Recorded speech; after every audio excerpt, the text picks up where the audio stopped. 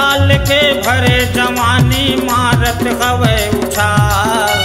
16 साल के भरे जवानी मारत हवे उछाल। बौरा गए टूरी रे एकर बिगड़ के हवे चाल। बौरा गए टूरी रे एकर बिगड़ के हवे चाल। 16 साल के भरे जवानी मारत हवे उछाल। 16 साल के भरे जवानी मारत हवे उछाल। गिदरा गए टूरी रे एकर बिगड़ के हवे चाल। बौरा गए टूरी रे एकर पुले पुले हे गाल।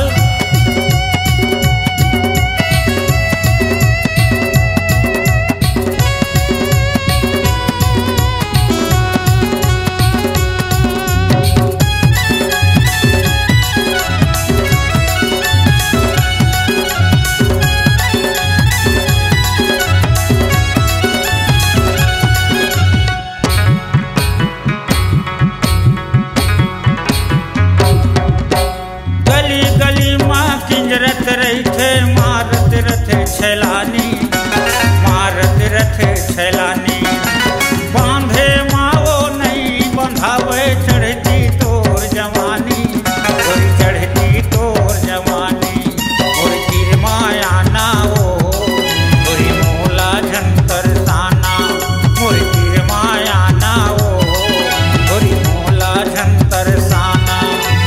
16 साल के भरे जवानी मारत हवे उछाल। 16 साल के भरे जवानी मारत हवे उछाल। इधरा गए टूरी रे एकर बिगड़ के हवे चाल। बौरा गए टूरी रे एकर पुले पुले हे गाल।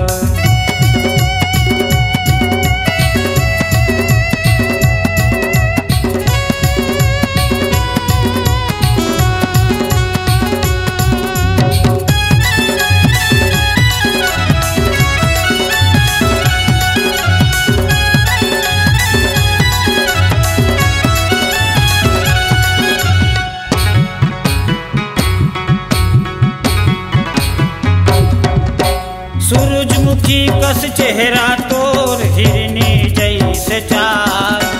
हिरनी जैसे चाल। जब ले वो तोल देखे हमर जीव हो गए हलकान।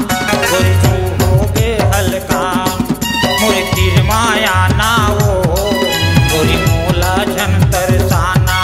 मोर तीर माया ना हो और जीवला झंझलाना। 16 साल के भरे जवानी मारत हवे उछाल। 16 साल के भरे जवानी मारत हवे उछाल। बौरा गए टूरी रे एकर पुले पुले हे गाल। बौरा गए टूरी रे एकर बिगड़ के हवे चाल। 16 साल के भरे जवानी मारत हवे उछाल। 16 साल के भरे जवानी मारत हवे उछाल। गिदरा गए टूरी रे एकर बिगड़ के हवे चाल। गिदरा गए टूरी रे एकर बिगड़ के हवे चाल। बौरा गए टूरी रे एकर पुले पुले हे गाल। बौरा गए टूरी रे एकर पुले पुले हे गाल। एकर पुले पुले हे गाल। दोस्तों, छत्तीसगढ़ अब आपकी आवाज में झूमेगा। ऑडियो वीडियो रिकॉर्डिंग के लिए चले आइए SLV स्टूडियो चकरभाठा बिलासपुर। सोहन लाल वर्मा जी के द्वारा प्रस्तुत। Phone number 9826740060। आप संपर्क करें।